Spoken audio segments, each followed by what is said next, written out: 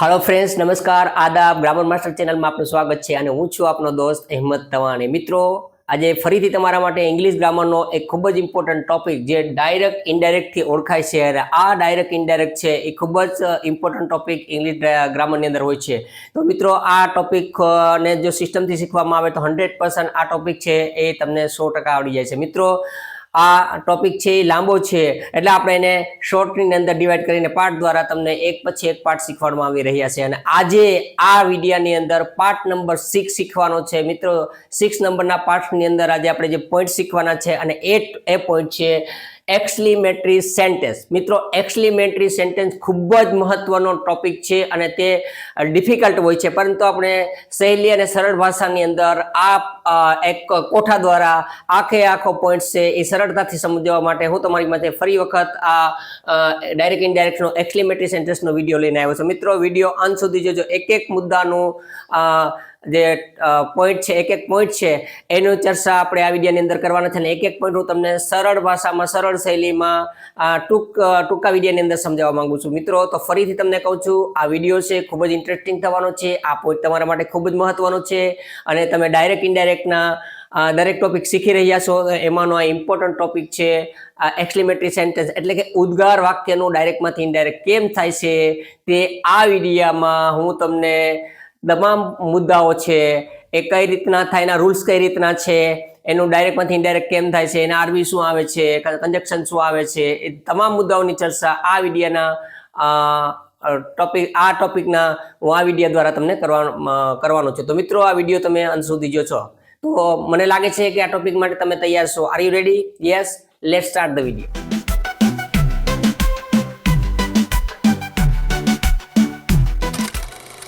Friends, આપણે જાણીએ છીએ કે ડાયરેક્ટ ઇનડાયરેક્ટ છે એ ખૂબ જ લોંગ ટોપિક છે અને એ આપણે શોર્ટ પોઈન્ટ દ્વારા આપણે એક પોઈન્ટને ડિવાઈડ કરીને હું તમને શીખવાડું છું। તો આજે આપણે આ ડાયરેક્ટ ઇનડાયરેક્ટના પાર્ટ નંબર 6 ની અંદર એક્સક્લેમેટરી સેન્ટેન્સીસ એટલે કે ઉદ્ગાર વાક્ય। તો મિત્રો, એમાં ઘણી બધી પોઈન્ટ છે તમારે એક પછી એક શીખવા છે। તો તમને ખ્યાલ છે કે ઉદ્ગાર વાક્ય કેમ બને છે, ખૂબ જ મહત્વનો ટોપિક છે। તો આપણે પહેલા એનો કોઠો જો તમને આવડવો પડશે, દરેક જે વિડીયોની અંદર મહત્વના ટોપિક હોય છે તમને ચર્ચા કરું છું। તો મેં કોઠો તમારા માટે તૈયાર કરીને રાખ્યો છે। આ કોઠો તમારે નોટ્સની અંદર રાઇટ ડાઉન કરવાનો છે અને તમારે સમજવાનું છે।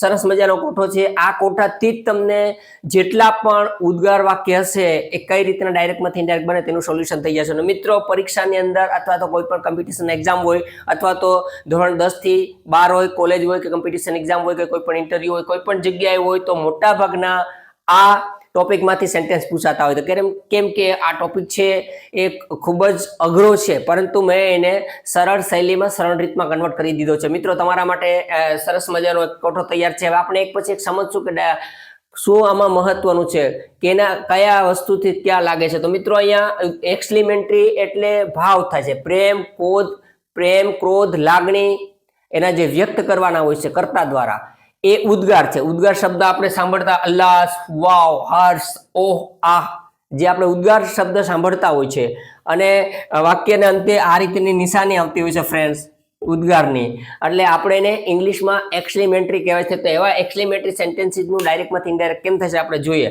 હવે જો આ કોઠો તમને સમજાવી દો, આ કોઠો તમારા માટે ખૂબ જ જરૂરી છે। Without table you can not understand this topic. હવે અહીંયા અલ્લાહ શબ્દ આવે સેન્ટેન્સની અંદર, બરોબર સમજો મિત્રો, આ કોઠો જ ખૂબ મહત્વનો છે। વાક્ય તો તમને ઈઝી રીતે મને લાગે છે કે આવડી જવાના છે, પણ કોઠો સમજવો જરૂરી છે।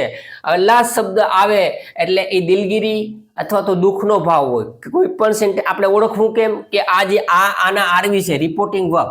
આ જે આપણે રિપોર્ટિંગ વર્બ છે ડાયરેક્ટ ઇનડાયરેક્ટની અંદર રિપોર્ટિંગ વર્બ ખૂબ જ મહત્વના હોય છે। રિપોર્ટિંગ વર્બ છે આ એક્સક્લેમેટરી સેન્ટેન્સની અંદર આપણે રિપોર્ટિંગ વર્બ ક્यों મૂકવો? તો મિત્રો, ઘણા બધા રિપોર્ટિંગ વર્બ છે, વાક્યના ભાવાર્થ પ્રમાણે મૂકવાના છે, એટલા માટે જ તમને કીધું છે કે આ કોઠો છે એ તમારા માટે ખૂબ જ મહત્વનો છે। હવે જો રિપોર્ટિંગ વર્બ તમને આવડશે તો જ તમને આવડે। ક્યાંક દુઃખનો ભાવ હોય અને સુખનો આરવી મુકાઈ ગયો હોય, રિપોર્ટિંગ વર્બ બની ગઈ તો સેન્ટેન્સ ખોટું બને છે મિત્રો। એમ ક્યાંક સુખનો ભાવ હોય અને રિપોર્ટિંગ વર્બ તરીકે આપણે દુઃખનું કોઈ રિપોર્ટિંગ આરવી મૂકી દીધું તો સેન્ટેન્સ ખોટું મળે।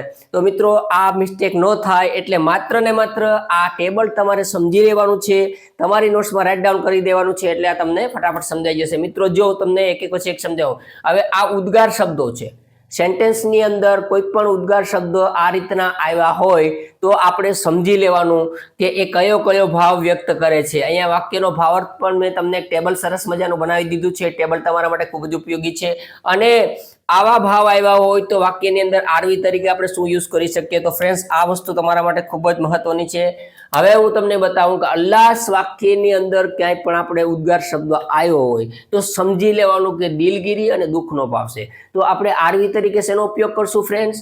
તો અહીંયા એક્સલાઇમ સેડલી, દુઃખનો ભાવ હોય તો સેડ, સેડ શબ્દ છે એમાં એલવાય લગાડી દેવાનો એટલે સેડલી. અને એક્સલાઇમ સોરોફુલી, મિત્રો અહીંયા વિથ શબ્દ મૂકીએ તો એલવાય શબ્દ ના લગાય, એમ પણ લખીએ કે એક્સલાઇમ વિથ સેડ, એક્સલાઇમ વિથ સોરો. પણ હું તમને એક જ વસ્તુ બતાડું જેથી કરીને ડાયરેક્ટ ઇનડાયરેક્ટની અંદર આપણે ક્યારેય પણ આ સેન્ટેન્સ આવે તો આપણે કન્ફ્યુઝન ના થાય ને એક શબ્દ યાદ રાખી શકવાનો કે સેડલી, સોરોફુલી, લવિંગલી, સરપ્રાઇઝિંગલી, ડિસ્ગસ્ટફુલી, આ બધી વસ્તુ છે એમાં તમને સમજાવો. એટલે આપણે એક્સલાઇમ શબ્દનો સ્પેલિંગ બરોબર સેટ કરી લીજો, સમજી લેજો. એક્સલાઇમ સેડનું સેડલી, દુઃખની વાત છે એટલે સેડ એટલે ઉદાસ. એક્સલાઇમ સોરો, સોરો એટલે પણ દુઃખની વાત છે એટલે એક્સલાઇમ સેડલી, એક્સલાઇમ સોરોફુલી. એમાં એલવાય શબ્દ છે એટલે લાગે છે શબ્દને અંતે. કેમાં? દિલગીરી અથવા દુઃખ હોય તો અલ્લાસ. હવે ક્યાંય પણ કોઈ પણ સેન્ટેન્સની અંદર કોઈ જગ્યાએ વાવ શબ્દ આવ્યો હોય તો આપણે પ્રશંસા અથવા વખાણ, વાવ, આપણે કોઈ વસ્તુ નવીનતા જોઈએ તો ઇંગ્લિશની અંદર આપણે જોતા હોય છે અથવા તો ઇંગ્લિશ આપણે કોઈનું સાંભળતા હોય છે ત્યારે આવા શબ્દો આપણે સાંભળતા હોય છે. આપણે વાવ, તો વાવ શબ્દો એટલે પ્રશંસા અથવા વખાણ. હવે અહીંયા પ્રશંસા અથવા વખાણ આવે તો એક્સલાઇમ તો મૂકવાનો, એડમાયરિંગલી, કોઈના વખાણ કર્યા હોય આપણે તો શું કરવાનું? એડમાયરિંગલી. શું આવે છે અહીંયા? એડમાયરિંગલી. એડમાયર એટલે વખાણ કરવાની, એલવાય શબ્દ લાગ્યો.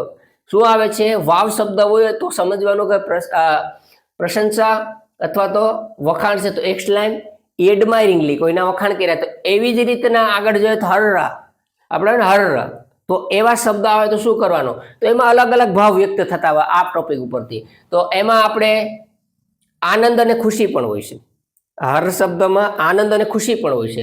હવે જ્યારે આનંદ અને ખુશીનો ભાવ જ્યારે આપણે સેન્ટેન્સની અંદર લાગતો હોય ત્યારે મિત્રો એના આરવી તરીકે આવશે એક્સલાઇમ જોયફુલી. બંનેમાંથી ગમે તમે યુઝ કરી શકો એવું નથી, પણ આ તો એટલા માટે આપ્યા છે કે તમારો ટોપિક છે A to Z કમ્પ્લીટ થઈ જાય છે. એક્સલાઇમ જોયફુલી, જોય એટલે આનંદ થાય એટલે જોયફુલી એલવાય લાગ્યો છે. એક્સલાઇમ ગ્લેડલી, ગ્લેડ એટલે રાજી થવું, એમાં પણ એલવાય લાગ્યો છે. એટલે આ આનંદ અને ખુશીનો હર્ષ શબ્દ આવે તો યાદ તો સમજાઈ ગયું, કોઈ પણ આપણે મૂકવાનું છે. પણ એમાં આનંદ અને ખુશીનો ભાવ જો હોય તો એક્સલાઇમ જોયફુલી, પછી એક્સલાઇમ ગ્લેડલી.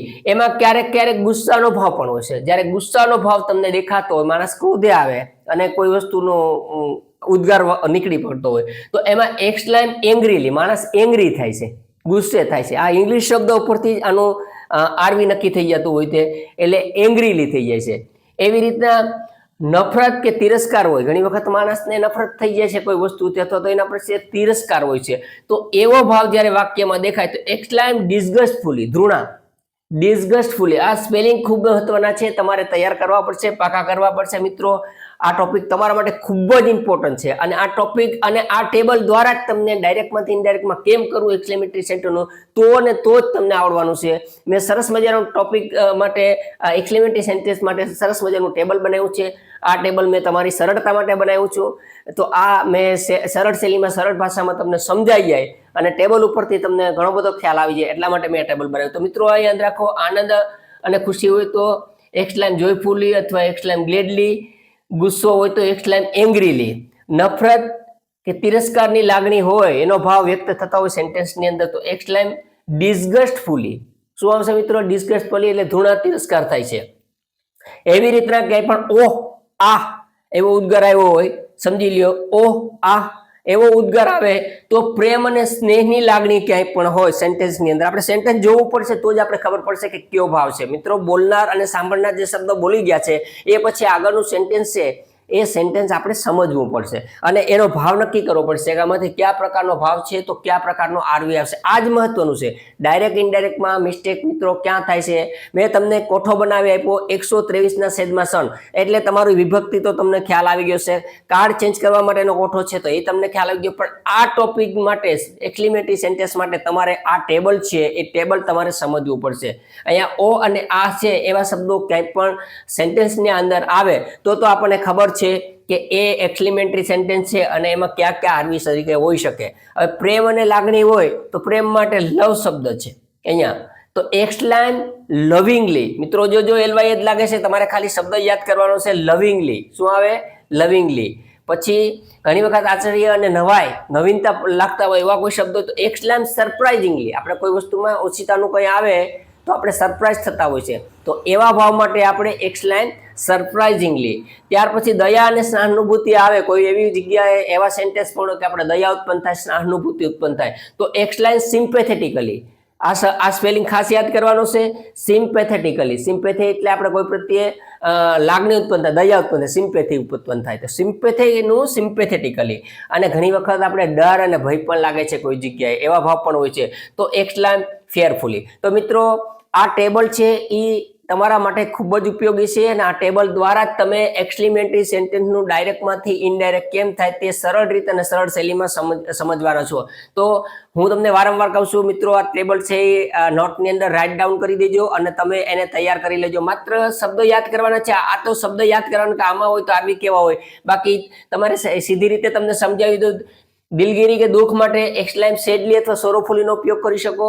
પ્રશંસા કે વખાણ માટે, એટલે કોઈ પણ વખાણથી આવે કે પ્રશંસા આવી હોય કોઈ પણ વાક્યમાં, દાખલા તરીકે એમ કીધું હોય કે this is very nice pen, આ નાઇસ કેટલી સરસ પેન છે, તો એ વખાણ કર્યા, તો એમાં આપણે એડમાયર કરવાનું છે, એક્સક્લાઇમ એડમાયરિંગલી. એવી રીતના આનંદ કે ખુશી માટે એક્સક્લાઇમ જોયફુલી, ગ્લેડલી. ગુસ્સા માટે એક્સક્લાઇમ, કોઈને ગુસ્સો આવે તો એંગ્રીલી. પછી નફરત કે તિરસ્કાર માટે આવે એક્સક્લાઇમ ડિસગસ્ટફુલી. પ્રેમ કે સ્નેહ માટે કે લાગણી માટે એવું કંઈ પણ હોય તો એક્સક્લાઇમ લવિંગલી. આશ્ચર્ય કે નવીનતા કોઈ વસ્તુ લાગતી હોય તો એક્સક્લાઇમ સરપ્રાઇઝિંગલી. દયા કે સહાનુભૂતિ હોય તો એક્સક્લાઇમ સિમ્પેથેટિકલી. અને ડર કે ભય હોય તો એક્સક્લાઇમ ફિયરફુલી. ફ્રેન્ડ્સ, આ ડાયરેક્ટ ઇનડાયરેક્ટની અંદર આજે આપણે પાર્ટ 6 ની અંદર એક્સક્લેમેટરી સેન્ટેન્સ એટલે કે ઉદ્ગાર વાક્યો શીખવાના છે. તો ઉદ્ગાર વાક્યનું ડીમાંથી આઈમાં એટલે કે ડાયરેક્ટમાંથી ઇનડાયરેક્ટમાં કેવું રૂપાંતર થાય છે તે તમને શીખવાડવાનું છે, પરંતુ એની પહેલા આની ખાસ જરૂર પડવાની છે. એટલે હું તમને હવે આ ટેબલ મેં તમને અહીંયા સરસ મજાનું ટેબલ સરળ રીતમાં અને સરળ શૈલીમાં સમજાવી દીધું છે. ટેબલ તમારા અહીંયા બોર્ડ ઉપર હાઇલાઇટ થાય છે, એટલે તમે ટેબલ છે એ વિડીયોને સ્ટોપ કરીને ટેબલ છે તમે રાઇટ ડાઉન કરજો, અથવા તો તમે સ્ક્રીનશોટ પાડીને તમારી રીતે તમારા સમય ઉપર તમે લખી લેજો. કારણ કે જો તમને આ ટેબલ આવડતું હશે તો ને તો જ આપણે એક્સક્લેમેટરી સેન્ટેન્સ, એક્સક્લેમેટરીનો મતલબ જ થાય છે ઉદ્ગાર. એક્સક્લેમેટરી એટલે ઉદ્ગાર વાક્યનું ડાયરેક્ટમાંથી ઇનડાયરેક્ટ કેમ રૂપાંતર થાય છે, આ ટોપિક છે. ડાયરેક્ટ ઇનડાયરેક્ટમાં જેટલા પણ પોઈન્ટ છે એમાં આ પોઈન્ટ છે સૌથી મહત્વનો પોઈન્ટ છે અને સૌથી ઇમ્પોર્ટન્ટ પોઈન્ટ છે. કારણ કે હું ફરીથી તમને રિમાઇન્ડર કરાવી દઉં છું ફ્રેન્ડ્સ, કે જ્યારે કોઈ પણ એક્ઝામ હોય, અત્યારે સ્ટાન્ડર્ડ 10 અને 12 ની અંદર એક્ઝામની અંદર પૂછાતું હોય છે, આ તો 100% આ ટોપિક આવે છે ડાયરેક્ટ ઇનડાયરેક્ટ. અને એમાં જે સેન્ટેન્સ પૂછાતા હોય અથવા તો જે પેરેગ્રાફ હોય છે એ પૂછાતો હોય અથવા તો એની બ્લેન્ક્સ પૂછાતી હોય, ઓપ્શન પૂછાતા હોય, તો મોટે ભાગે આ ટોપિકમાંથી આવતા હોય છે એક્સક્લેમેટરી ટોપિક. કારણ કે એક્સક્લેમેટરી ટોપિક છે એ આરવી કઈ રીતના સેટ કરવાને એ જ ખૂબ મહત્વનું છે. તો તમારે જે સેન્ટેન્સ આગળનું સમજાઈ જશે, તમને એનો ભાવ ખબર પડી જશે, તો આરવી તમે ઓટોમેટિક તમે સમજી જશો અને આરવી દ્વારા તમે આ સેન્ટેન્સ કમ્પ્લીટ કરી દેશો. તો મિત્રો અહીંયા સુધી મને લાગે છે કે તમને આ વસ્તુ સમજાઈ ગઈ છે.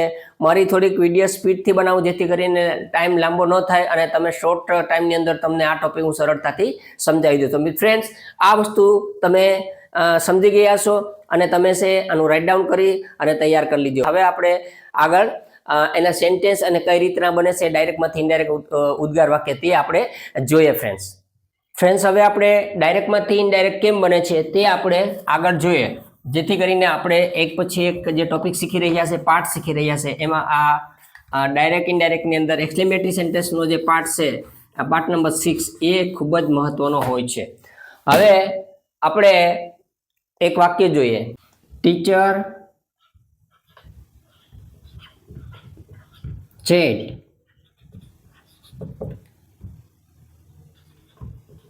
Vote a nice poem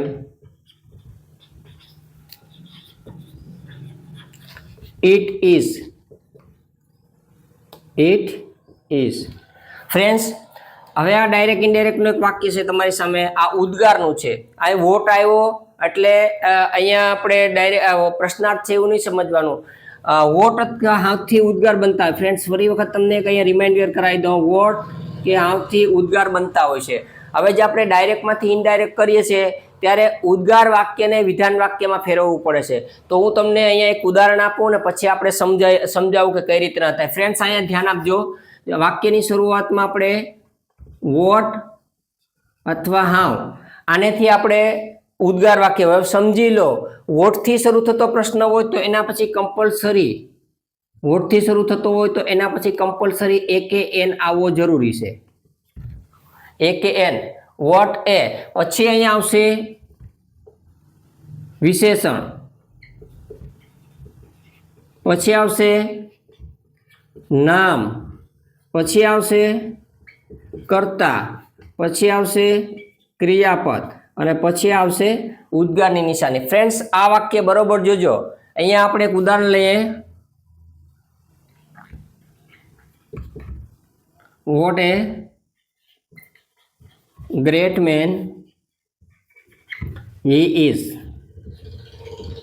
friends, બરોબર જોજો. આવો વાક્ય રચના મેં તમને આપી છે કે ઉદ્ગાર વાક્યની અંદર આની વાક્ય રચના એટલે કે એક્સક્લેમેટરી સેન્ટેન્સની વાક્ય રચના કેવી હોય છે, તો આ વસ્તુ ખૂબ સમજવી જરૂરી છે. અહીંયા આપણે આગળ ટેબલ શીખી ગયા છે આરવી કયો યુઝ કરવો, પરંતુ હવે આપણે આનું એક પછી એક પોઈન્ટનું ચર્ચા કરીએ જેથી આપણને ખ્યાલ આવે. હવે જો વોટ કે હાવથી ઉદ્ગાર વાક્ય બને તો અહીંયા આ વાક્યમાં જો અહીંયા વોટ આવી ગયો અથવા હાવથી બને. હવે વોટ કે હાવથી બને એમાં વોટથી શરૂ થતો હોય તો કમ્પલસરી વોટ પછી એ કે એન આવે ને આવે.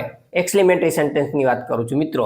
વોટ પછી એ કે એન આવે અને હાવથી શરૂ થતો હોય તો એ કે એન ન આવે. આ એક એનો ટોપિક મહત્વનો પોઈન્ટ છે. જો આ પોઈન્ટ છે એ મિત્રો ક્યાંય બ્લેન્ક્સમાં પૂછાણું હોય તો તમને ખ્યાલ આવે કે હાવ પછી એ કે એન આવતું નથી. ઓપ્શન હોય તો ધ્યાન રાખવાનું, અથવા તો કોઈ કોમ્પિટિશન એક્ઝામની તૈયારી કરતા હોય અને કોઈ એક્ઝામ દેવાની હોય, અથવા કોલેજના સ્ટુડન્ટ હોય, અથવા ક્યાંય પણ ઇન્ટરવ્યુમાં ગયા હોય તો આ ટોપિકોમાંથી નાની નાની બાબતમાંથી તમને કન્ફ્યુઝ કરતા હોય છે. અને આપણે જ્યારે પણ આવી વસ્તુ શીખતા હોય ત્યારે આ વસ્તુ છે આપણને બહુ કામ લાગતી હોય છે. તો ફ્રેન્ડ, જો વોટથી પૂછાણું હોય તો ફરજિયાત ઉદ્ગાર વાક્યની અંદર એ કે એન આવે.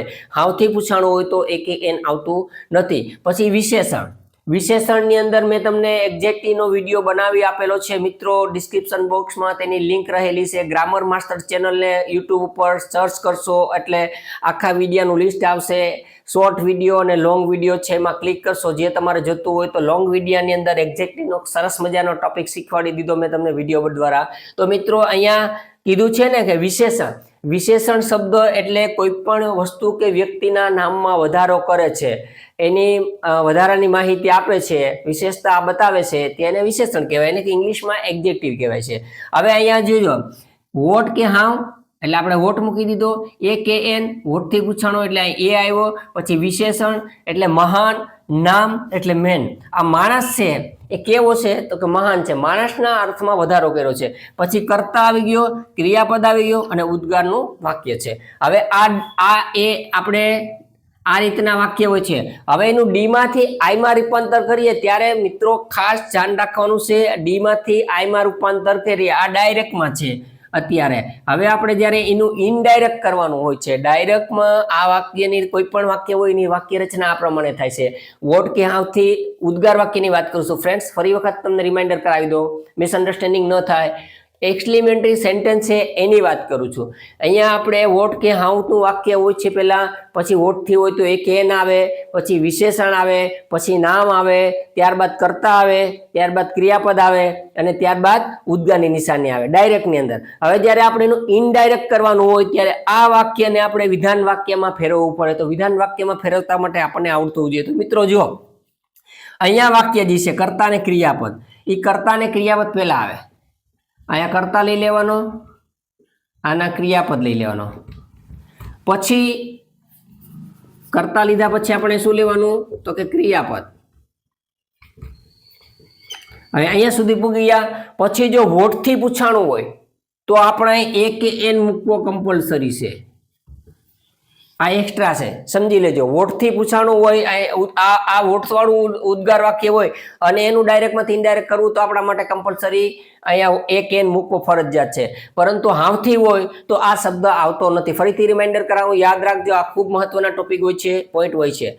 વોટથી પૂછાણું હોય એક્સક્લેમેટરી સેન્ટેન્સ અને એને ડાયરેક્ટમાંથી ઇનડાયરેક્ટ કરવું હોય તો અહીંયા આપણે વોટ આવ્યો હોય તો ફરજિયાત આપણે એક એન મૂકવું પડે, ને હાવ આવ્યો હોય તો આપણે મૂકવાનું થતું નથી. હવે ડાયરેક્ટમાંથી ઇનડાયરેક્ટ આપણે કરવું હોય એટલે પહેલે જે વાક્યની અંદર કર્તા ને ક્રિયાપદ છેલ્લે હોય ને, આ કર્તા થયો અને આ ક્રિયાપદ, એટલે કર્તા પહેલા લઈ લીધો, પછી એનું ક્રિયાપદ છે એ અહીંયા આવી ગયું છે, આ કર્તા આપણે અહીંયા આવી ગયો, એનું ક્રિયાપદ આવી ગયું, એક એન આવતો હોય તો મૂકવાનો.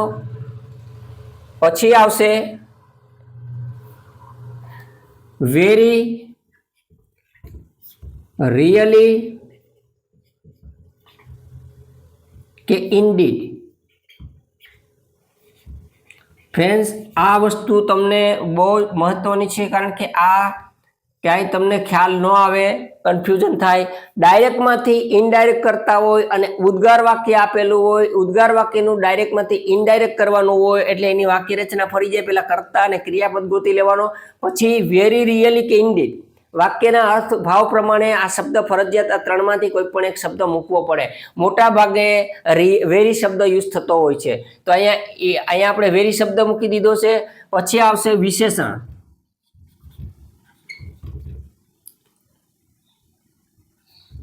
અને પછી આવશે નામ. ફ્રેન્ડ્સ, આ બહુ જ મહત્વનો ટોપિક છે. હવે આ જે વાક્ય છે એનું આપણે અહીંયા ડાયરેક્ટમાંથી ઇનડાયરેક્ટ કેમ થાય, કારણ કે આ ડાયરેક્ટમાં છે. હવે આપણે ડાયરેક્ટમાંથી મતલબ આ જે આ વિધાન છે, ઉદ્ગાર વાક્ય છે, આપણે અત્યારે જ જોવાનું છે. આ ઉદ્ગાર વાક્ય છે ને વિધાનમાં કેમ ફેરવવું છે એની વાક્ય રચના હું તમને સમજાવું છું અહીંયા. કારણ કે ફરજિયાત આપણો નિયમ છે કે એક્સક્લેમેટરી સેન્ટેન્સની અંદર પહેલા ઉદ્ગારની અંદર જે સેન્ટેન્સ આપેલું છે એનું ડાયરેક્ટમાંથી ઇનડાયરેક્ટમાં કન્વર્ટ કરીએ છીએ ત્યારે ઉદ્ગાર વાક્યને વિધાનમાં ફેરવવાનો આપણો રૂલ છે. તો અહીંયા ડાયરેક્ટની અંદર આ વાક્ય હોય, વોટ ક્યાંથી પ્રશ્ન પૂછાય છે. હવે વોટથી હોય તો એક એન આવે, પછી વિશેષણ આવે, પછી નામ આવે, પછી કર્તા આવે અને પછી ક્રિયાપદ આવે, ઉદ્ગારની નિશાની આવે છે. હવે જો અહીંયા વોટ ક્યાં એક એન વોટથી પૂછવાનું તો એક એન મૂકવાનો, પછી વિશેષણ છે, પછી નામ છે, પછી કર્તા છે, પછી ક્રિયાપદ છે અને ઉદ્ગારની નિશાની છે.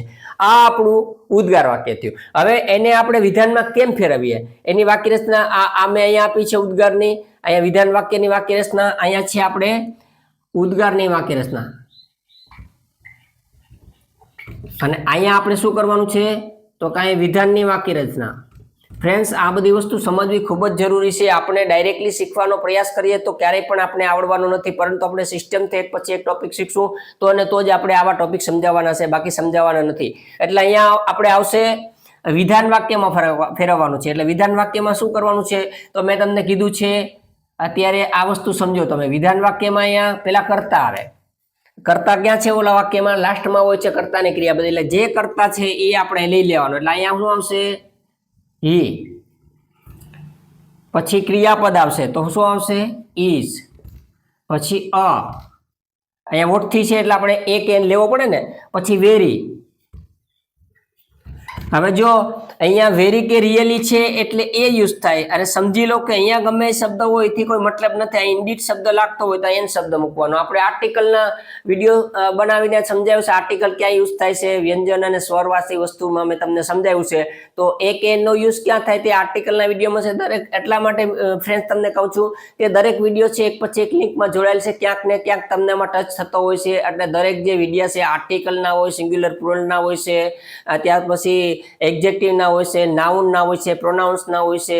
એ દરેક વિડીયા છે એ તમારા માટે ખૂબ જ જરૂરી છે. એટલે એ વિડીયા પણ તમે છે વોચ કરી અને તમે સમજી લેજો.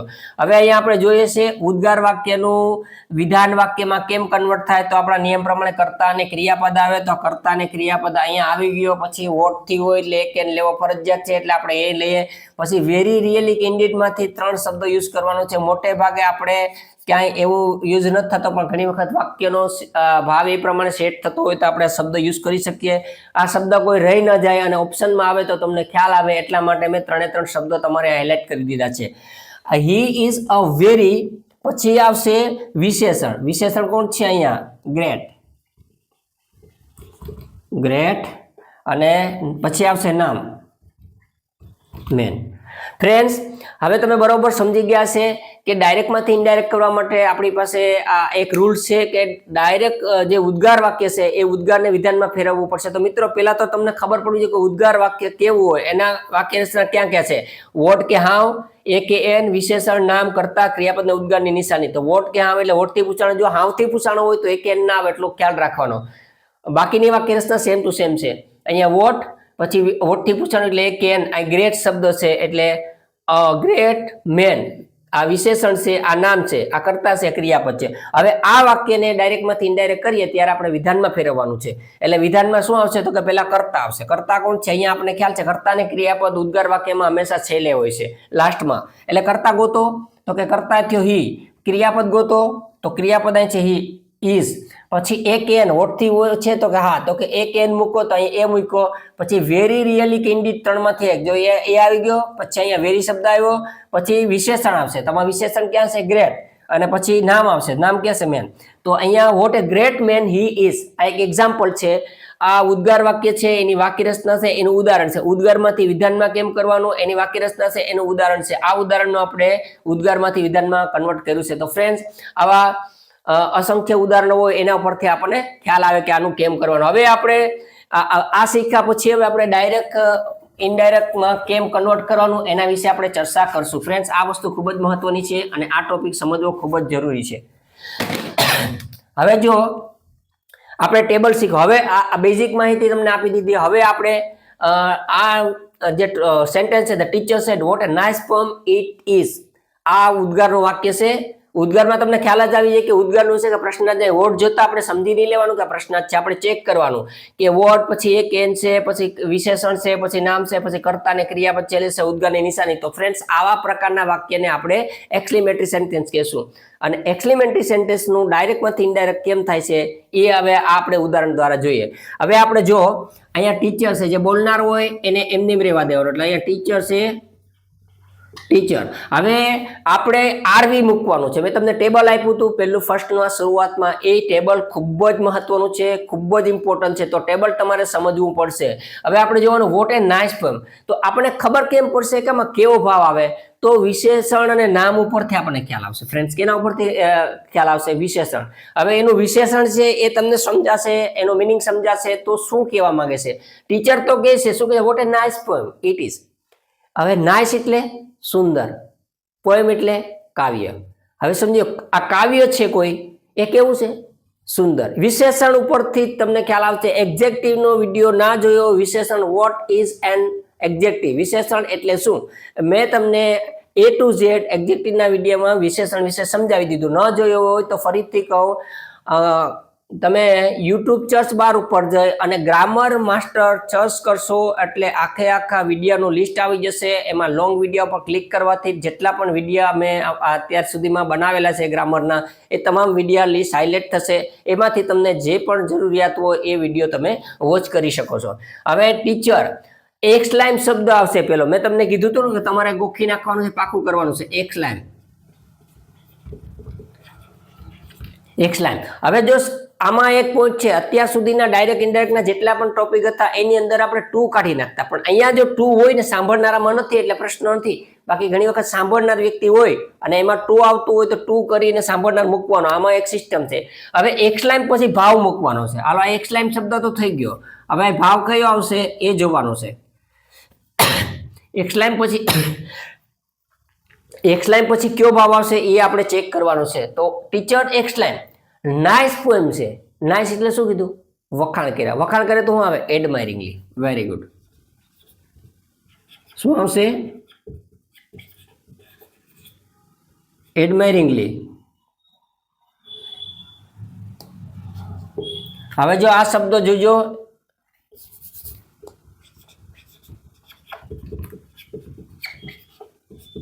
ફ્રેન્ડ્સ, આ વસ્તુ સમજવી ખૂબ જ જરૂરી છે. આ છે આપણું આરવી એટલે કે રિપોર્ટિંગ વર્બ. અહીંયા સુધી તો બરોબર થઈ ગયું છે.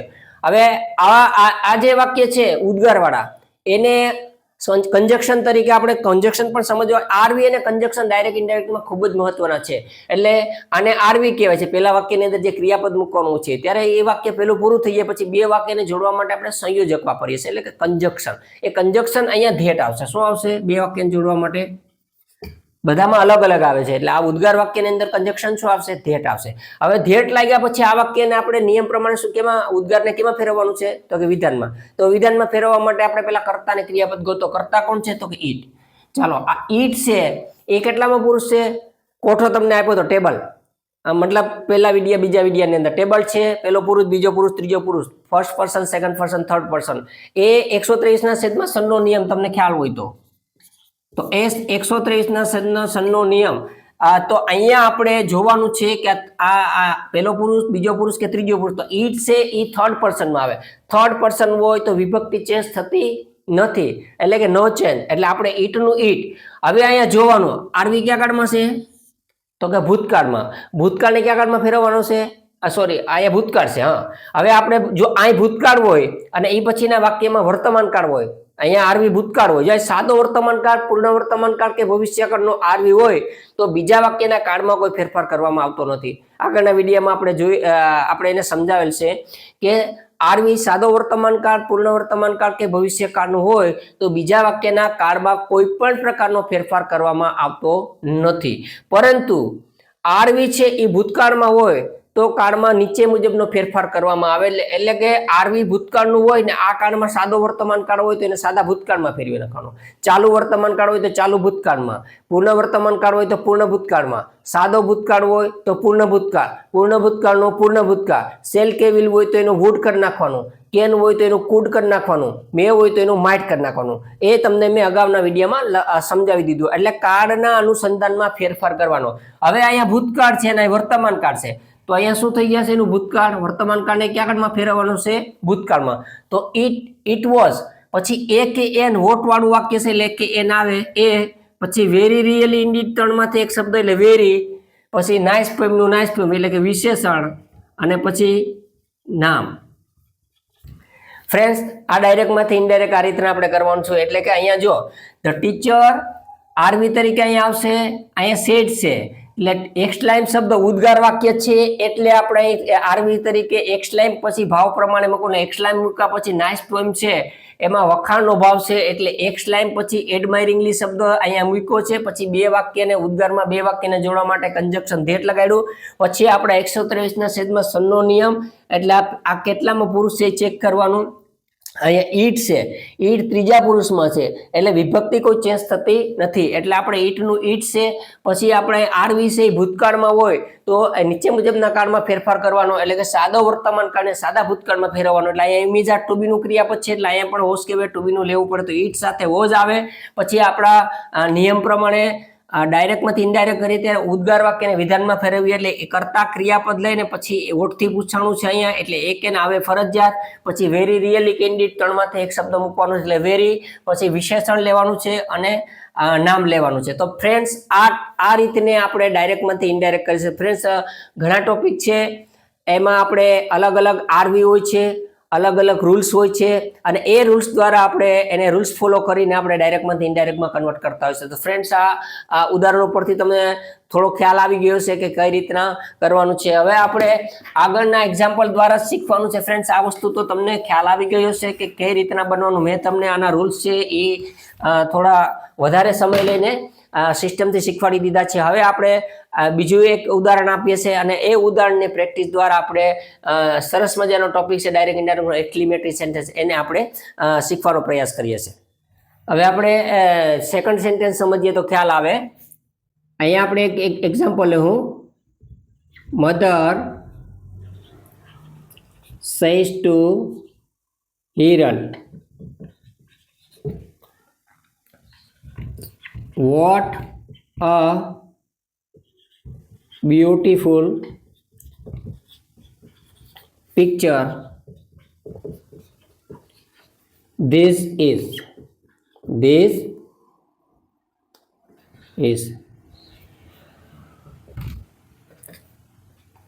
ફ્રેન્ડ્સ, હવે એક એક્ઝામ્પલ આપેલું છે આ આપણે બરોબર સમજવાનું છે. મેં તમારા માટે આ એક્ઝામ્પલ દ્વારા એક અલગ પોઈન્ટ સમજાવવા માંગુ છું કે આપણે જેથી કરીને આપણને ખ્યાલ આવે છે કે કાર્ડની અંદર કાર્ડ હોય છે તો એનો પણ ઉપયોગ કેટલો આમાં થતો હોય છે તમને ખ્યાલ આવે. હવે મિત્રો આપણે પહેલા તો અહીંયા સુધીનું લેવાનું છે કે આ વાક્ય જે છે એની શરૂઆત કરશું આપણે, તો એનો આરવી છે એમાં ફેરફાર કરવાનો થશે આપણે. તો પહેલા મધરનું મધર રાખો, બરોબર જોજો ફ્રેન્ડ્સ. પહેલા મધર, પહેલા આપણે મધર, પછી આપણે એક્સલાઇમ્ડ શબ્દ યુઝ કરતા હતા પણ એક્સલાઇમ્ડ આરવી વર્તમાન કાળમાં છે. કયા કાળમાં છે? તો એક્સલાઇમ્ડ ઈડી નહીં લાગે તો એસ લાગશે. અહીંયા એક્સલાઇમ્ડ શબ્દ,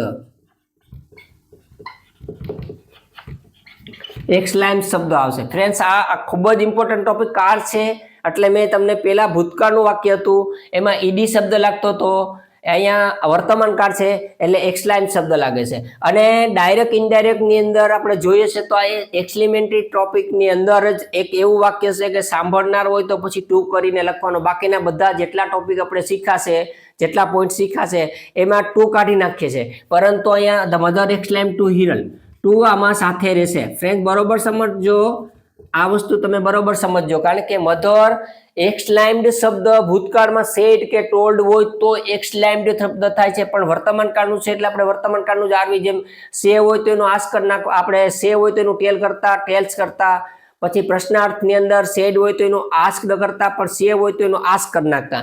એવી રીતના આરવી ની અંદર પણ અહીંયા જોવાનું છે કે એક્સપ્લેમેટરી સેન્ટેન્સની અંદર અહીંયા સે શબ્દ છે, સેજ, તો આપણે એનું એક્સલાઇમ્સ કરવું પડે, એના રૂલ્સ પ્રમાણે જવું પડે. ભૂતકાળનું હોય સેડ હોય તો એક્સલાઇમ્સ શબ્દ, પણ વર્તમાન કાળ છે એટલે આરવી એક્સલાઇમ્સ કર્યું છે આપણે.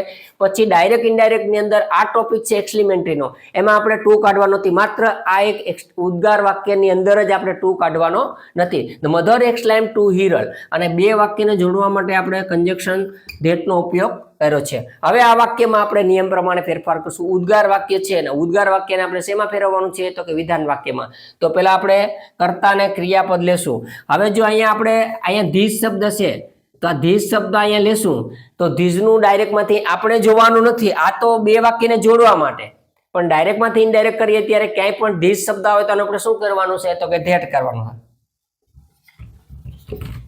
ગોટાળો ન થાય ફ્રેન્ડ્સ, બરોબર. એટલે મેં જાણી જોઈને તમારા માટે આ સેન્ટેન્સ મૂક્યું છે, કારણ કે આપણે રૂલ્સ પ્રમાણે જવાનું. 5 વખત ધેટ આવે કે 2 વખત ધેટ આવે એથી કોઈ આપણે મતલબ નથી. ડાયરેક્ટ ઇનડાયરેક્ટ આપણે કરીએ ત્યારે એનું કન્વર્ટ કરીએ ત્યારે જોવાનું છે કે આ બે વાક્યને જોડવા માટે ધેટ આવ્યો. હવે ધીસ છે તો ધીસનું રૂલ્સ પ્રમાણે આપણે શું કરવાનું? ધેટ. અહીંયા ઇઝનું ઇઝ જ રહે, કારણ કે આરવી સાદો વર્તમાન કાળ, પૂર્ણ વર્તમાન કાળ કે ભવિષ્યકાળનું હોય તો બીજા વાક્યના કાળમાં કોઈ ફેરફાર થતો નથી. ફરી વખત સમજી લેજો, પહેલો જે ટોપિક છે પાર્ટ 1 ની અંદર આ ટોપિક મેં શીખવાડ્યો છે કે આરવી એટલે કે રિપોર્ટિંગ વર્બ સાદો વર્તમાન કાળ, પૂર્ણ વર્તમાન કાળ કે ભવિષ્યકાળનો હોય તો બીજા વાક્યના કાળમાં કોઈ ફરક કરતો નથી. એટલે ધીસનું ધેટ ઇઝ અ, અહીંયા આપણે એક એન મૂકવો પડે કારણ કે હોઠથી છે. પછી વેરી, રિયલી, ઇન્ડીડ 3 માંથી એક વેરી, પછી વિશેષણ મૂકવો પડે બ્યુટીફુલ, અને પિક્ચરનું પિક્ચર. ફ્રેન્ડ્સ થોડી ઝડપ કરવી પડે છે, વિડીયો લાંબો થાય છે એટલા માટે. ફ્રેન્ડ જોજો, મધર એક્સલાઇમ્ડ ટુ હિરલ, અહીંયા એક્સલાઇમ્ડ નથી, એક્સલાઇમ્ડ છે, કારણ કે વર્તમાન કાળ છે એટલે એક્સલાઇમ્ડ. પછી સાંભળનાર હોય તો ટુ કરીને આમાં મૂકવાનો, બાકીના બધા ટોપિકમાં નથી આવતો પણ ટુ કરીને મૂકવાનો, બે વાક્યને જોડવા માટે ધેટ. પછી ધીસ છે એનું ધેટ કરી નાખવાનું છે. પછી આરવી વર્તમાન કાળમાં છે એટલે એનું ઇઝનું ઇઝ જ રહે. પછી વોટથી પ્રશ્ન પૂછાણો એટલે એક એન મૂકવો ફરજિયાત છે. પછી વેરી, રિયલી, કેન્ડિડ શબ્દ એક મૂકી દેવાનો એટલે આપણે વેરી શબ્દ, પછી વિશેષણ અને નામ. તો આપણે જોયું છે કે આવા સેન્ટેન્સનું ડાયરેક્ટમાંથી ઇનડાયરેક્ટ કેમ થાય છે, એટલે કાળ પણ મહત્વના છે. હવે આપણે મિત્રો આગળનું એક ત્રીજું વાક્ય જોઈએ, થર્ડ સેન્ટેન્સ જોઈએ, જેથી કરીને તમારો ડાઉટ છે એ ક્લિયર થઈ જાય અને તમને ફટાફટ થોડું ડાયરેક્ટ ઇનડાયરેક્ટ આવડવા માંડે છે. તો મિત્રો આપણે આના પછીનું એક સેન્ટેન્સ જોયું, જેથી કરીને તમને છે એ ડાયરેક્ટ ઇનડાયરેક્ટનું જે એક્સપ્લેમેટરી સેન્ટેન્સનો જે ટોપિક છે 6 નંબરનો પાર્ટ છે એમાં તમને ખ્યાલ આવે છે. હવે આપણે એક સેન્ટેન્સ વધારે જોઈએ તો ખ્યાલ આવે. Teacher said to me,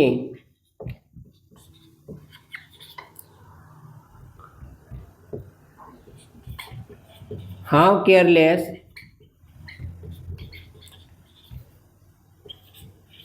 you are. Friend જોજો, મેં તમારા માટે એક હાવનો ઉપયોગ કર્યો. અત્યારે આપણે જે 2-3 એક્ઝામ્પલ શીખાશે વોટથી હતા. હવે મેં હાવથી તમને સમજાવવા માટે એક હાવથી 2 રીતના ઉદ્ગાર બને છે. એક વોટથી બને ને એક હાવથી બને. તો હાવથી બનતા ઉદ્ગાર માટે મેં તમને એક એક્ઝામ્પલ આપ્યું, જેથી કરીને આપણે ખ્યાલ આવે કઈ રીતના બને. તો આપણે પહેલા તો જોવાનું છે કે પહેલા વાક્યની અંદર આરવી મૂકવાનું છે. તો હવે આપણે ડાયરેક્ટમાંથી ઇનડાયરેક્ટ કરીએ તો પહેલા ટીચરનું ટીચર શબ્દ યુઝ રહેશે. બોલનાર શબ્દને એમને મૂકી દેવાનો ફ્રેન્ડ્સ. ત્યાર પછી આરવી ભૂતકાળનું છે એટલે એક્સક્લાઇમ્ડ શબ્દ લાગી ગયો છે. હવે અહીંયા ભાવ નક્કી કરવાનો છે. એક્સક્લાઇમ શબ્દ મૂક્યા પછી આપણે આ વાક્ય જોઈએ તો એના પરથી આપણે ખ્યાલ આવશે. અહીંયા કેરલેસ શબ્દ છે. કેરલેસ એટલે કાળજી વગરનો. ટીચર બોલે છે અને મને કહે છે, તો ટીચર ગુસ્સામાં કહે છે કે એક વગરનો કેરલેસ માણસ છે. તો આપણે અહીંયા શું કરવાનું છે? The teacher exclaim એંગ્રીલી.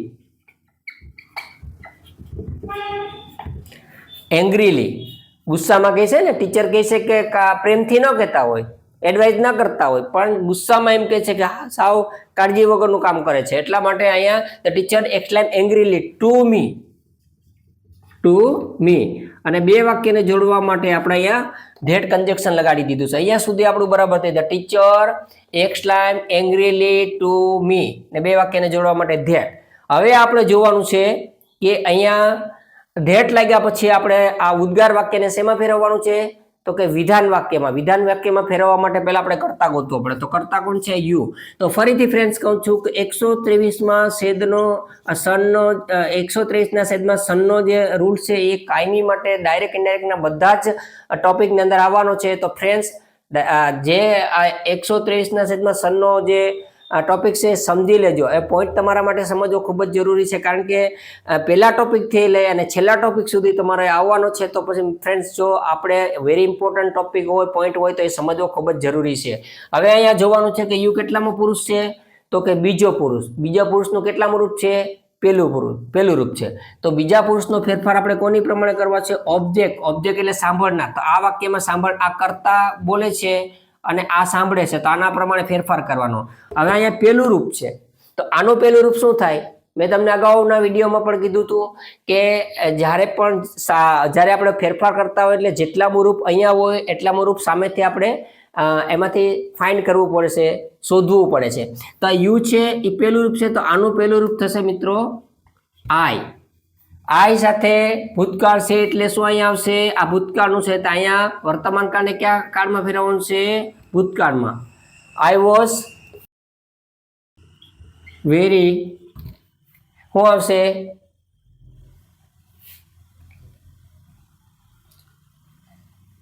Careless.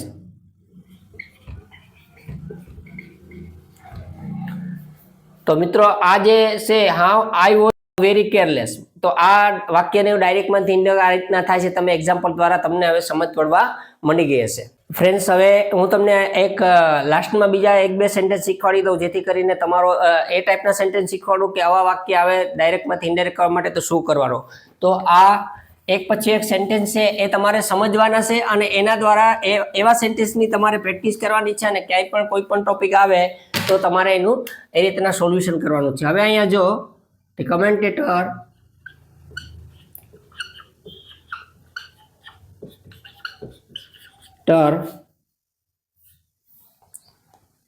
said,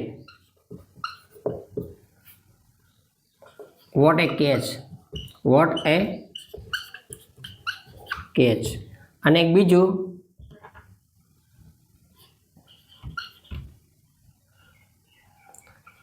Ram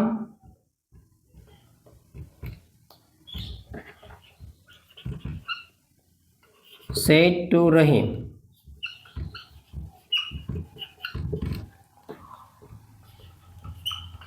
what an accident.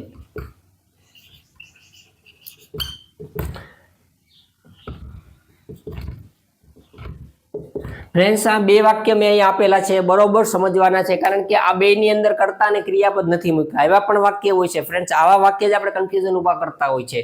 તો મિત્રો આપણે કોઈ પણ પરીક્ષા આપવાની હોય છે, અને ખાસ ફરીથી કહું છું, તમને એમ લાગે છે કે કોમ્પિટિશન એક્ઝામમાં આમાંથી શું પૂછાવાનું હોય, પણ મિત્રો કોમ્પિટિશન એક્ઝામમાં આવા જ ટોપિકમાંથી તમારા માટે કન્ફ્યુઝન છે એ કન્ફ્યુઝન ઊભું થતું હોય છે, અને એ ટોપિક જો આપણે સમજ્યા ના હોય તો આપણને આવી વસ્તુમાં આપણે ઘણી વખત મિસ્ટેક થતી હોય છે, અને આપણો ઇંગ્લિશની અંદર કોન્ફિડન્સ લો થઈ જતો હોય છે. ફ્રેન્ડ, આવા દરેક ટોપિક જે છે એક પછી એક શીખવું પડે છે, ભલે ધીમે ધીમે, પણ તમે જે શીખો છો એ પરફેક્ટલી શીખો છો. અધકચરું શીખવાનું નથી, મતલબ હાફ શીખવાનું નથી, ફૂલ શીખવાનું છે. અને હું તમારો ફ્રેન્ડ્સ હિંમત તવાની તમને ગેરંટી આપું છું કે એક એક ટોપિક, ગ્રામરના એક એક ટોપિક છે હું તમને ક્લિયર કરવાનું છે, અને મારા વિડીયો દ્વારા તમને સરળ શૈલીમાં, સરળ ભાષામાં સમજાવવાનો પ્રયાસ કરું છું, અને મિત્રો તમે શીખવાનો પ્રયાસ કરજો.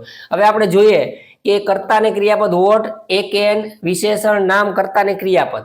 અહીંયા હોવું જોઈએ. કર્તા ને ક્રિયાપદ તો વાક્યમાં હોય તો જ આપણે ખબર પડે કે ફ્રેન્ડ્સ આપણે ફેરફાર કેમ કરવો અને એનું વિશેષણ કેમ કરવું. પરંતુ આપણે આવા વાક્ય હોય તો આપણે ખરેખર પ્રોબ્લેમ ઊભી થતી હોય છે. પણ ફ્રેન્ડ્સ, હું તમને આવા બંને વાક્ય આજે શીખવાડવાનો છે કે જે કર્તા ને ક્રિયાપદ ના હોય અને કેવો ભાવ હોય એ આપણે થોડું દિમાગ લગાડી, માઇન્ડ લગાડીને આપણે સેટ કરવો પડતો હોય છે. હવે આપણે જોઈએ, આપણે આપણા પહેલા વાક્યના ઉપર જાવશો, આપણે બીજું વાક્ય જોવાનું નથી, પહેલા આપણે આપણું વાક્ય જોવાનું છે. તો કમેન્ટેટર એક્સલાઇમ, અહીંયા સુધી તો બરાબર છે. હવે ભાવ આપણે મૂકવાનો છે, તો વોટ એ કેચ. હવે બરોબર જોજો, ક્રિકેટની ભાષામાં કમેન્ટેટર શબ્દ આવી ગયો ને કેચ. હવે વોટ એ કેચ એટલે કે અદ્ભુત કેચ લીધો છે. શું લીધો હોય છે? એક્સલાઇમ, એડમાયરિંગલી, વખાણ કર્યા.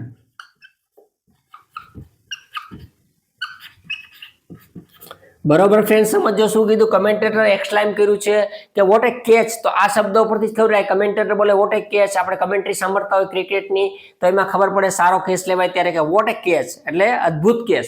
એટલે એડમાયરિંગલી પછી બે વાક્યને જોડવા માટે ધેટ. અહીંયા સુધી તો બરોબર છે. આપણને આરવી ગોતી લીધું છે આમાંથી કે વખાણ કર્યા છે. હવે કર્તા ને ક્રિયાપદ ના હોય ફ્રેન્ડ, બરોબર ધ્યાન રાખજો. કર્તા ને ક્રિયાપદ ઉદ્ગાર વાક્યની અંદર હોવું જ જોઈએ, તો જ ને તો જ ડાયરેક્ટમાંથી ઇનડાયરેક્ટ થાય છે, બાકી થતું નથી. આપણે કર્તા ને ક્રિયાપદ મૂકવો કમ્પલસરી છે, પરંતુ આવા વાક્ય આપણે શોર્ટમાં મૂકી દીધા છે આપણો માઇન્ડ ચકાસવા માટે છે, ટેસ્ટ કરવા માટે છે. તો મિત્રો ગભરાવાની જરૂર નથી, કન્ફ્યુઝ થવાની જરૂર નથી. કર્તા ને ક્રિયાપદ જે વાક્યની અંદર ના હોય તેમાં આપણે ઇટ ઇઝ મૂકી દેવાનો. શું મૂકી દેવાનો? It is. પછી નિયમ પ્રમાણે ફેરફાર થતો હોય તો કરવાનો, બાકી ઇટ ઇઝ મૂકી દેવાનો. તો ધ કમેન્ટેટર ભૂતકાળ છે એટલે એક્સલાઇમ, આમાં વખાણ કર્યા એટલે એડમાયરિંગલી, બે વાક્યને જોડવા માટે ધેટ. હવે આવશે ઇટ વોઝ. ઇટ વોઝ શબ્દ આવ્યો. પછી આમાં જોજો બરોબર, હવે અહીંયા આવશે એ કે એન મૂકવાનો, એ મૂકી દીધો. ઇટ વોઝ અ, પછી વેરી, રિયલી કે ઇન્ડીડ મૂકી દેવાનો.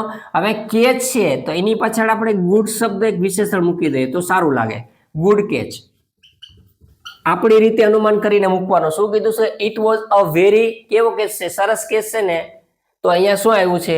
સારી વસ્તુ હોય તો ગુડ અને ખરાબ વસ્તુ હોય તો બેડ. તો અહીંયા આપણે કીધું કે it was a very good catch.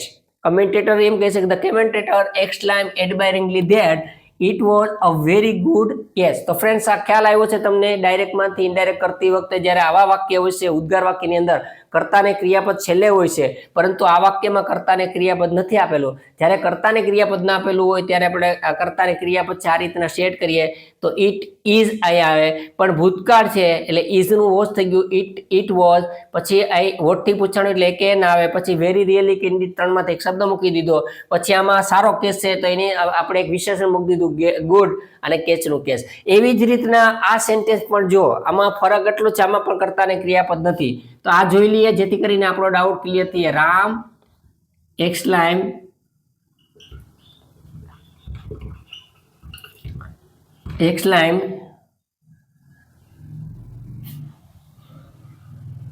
હવે આની અંદર શું કીધું? એક્સિડન્ટ. અહીંયા શું કીધું? તો કેસ, વખાણ કર્યા. અહીંયા એક્સિડન્ટ છે એ સારું હોય કે ખરાબ હોય? તો ટેરિફાઈંગ અથવા તો બેડ, ખરાબ એક્સિડન્ટ. રામ એક્સલાઇમ સોરોફુલી.